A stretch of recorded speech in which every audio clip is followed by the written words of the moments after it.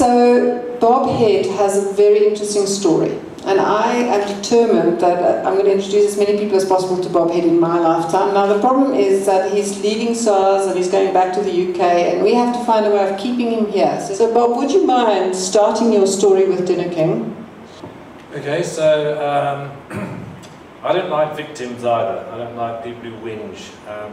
As far as I'm concerned, you've got to get off your bottom and actually into action.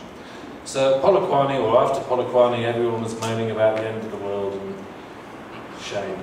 So I wasn't really up for that. So South Africa has a fantastic history of scenario planning, which is actually just looking at possible different futures. So being English, I couldn't do it myself, so we got a bunch of notables to help me. So we had Mampela Rampela before she went into politics and went mad. We had Vincent Lapai, we had Graça Michel, and we had Archbishop Njongo Undungani. And I asked each of them to actually come and help me put together this scenario planning exercise. And basically the whole issue of government, which I'm now part of, I suppose, is the capacity to deliver. And South Africans are hugely talented people, and basically if you leverage the capacity that exists out there beyond government, then and the scenario team basically came up with that is the best scenario to actually deliver us from South Africa's problems.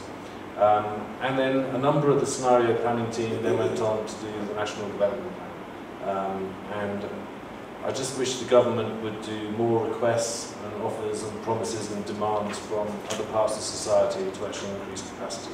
Because if we do that, like this whole thing with Partners for Possibility, then I think you'll get a fantastic result. Is that right? Yeah. Oh, actually, I must tell you one bit. You must tell us about the if we were in a luxurious hotel with the good and the great, then that wouldn't be right because we were dealing with fundamental issues. And if we were in something that was crummy, they wouldn't show up. So I suggested that and we couldn't be in the city or we'd lose them, and it couldn't be too far away from the city, otherwise they wouldn't come. So I hit upon the idea of having it in luxury tents in Dinnerkane. And Dinnerkane means meeting of the rivers, which also seemed appropriate. And the conveners weren't very keen on the idea of being in tents to start off with. But then the Archbishop swung it for me. He said, let them pitch tents and the Lord will come. So religion was involved and we went into tents. And in the end they did get to like me. So then Dinner King was for me a wake-up moment, because I decided on the 5th of May 2009 I wanted to make the Walk Together scenario work, and we started Partners for Possibility. And about a year later, you and I met, and you said yes to become a Partner for Possibility. And now you go around saying to me, but it was actually a bit of a failure for you. So just, what do you mean by that? So, well, the first thing is that I discovered at SARS we don't have a corporate social responsibility program. We just give 1 trillion to the government to spend, and then we don't have any budget. So I had to pay for it myself, which was a bit sad. Oh, it's gone off. Has this died? Oh no, it hasn't died. Come back. No, it's gone again.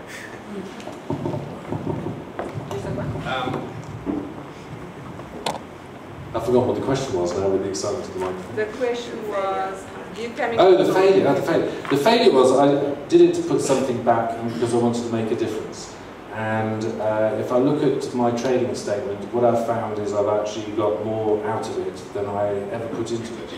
So I always knew listening was a good thing, and I thought I was quite good, but James honed that skill right to the bone now. I've always thought there was greatness in people, and you should meet all our people in our school because they take greatness to another level that I've never seen before.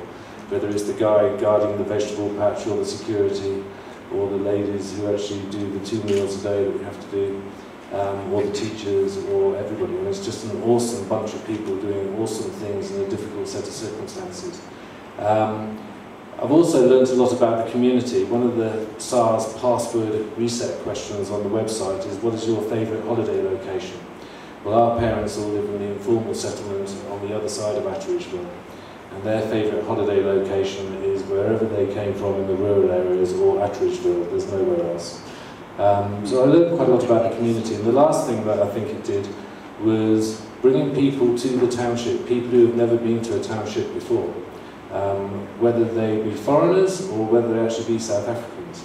So a lot of the professionals that are brought in for our career talks and things like that had never been to a township before, and they love the school. And everybody who goes to the school loves the school. And in fact, I think the 2 meals a day actually make the school and the pupils just absolutely fantastic, because they are so willing, so loving, so caring, and they listen. They're just amazing. And then the last question, because you always, Bob's become our go-to person when people come with a story. So lots of executives says, well, I can't get involved, I'm too busy. What is your response? So I hate the phrase, I'm too busy. So I hate it a lot. So there's 168 hours in the week. And if it's the most important thing, you will do it in that 168 hours. So when people say to me they're too busy, I say, well, I'd normally say a rude word, but I won't say that now.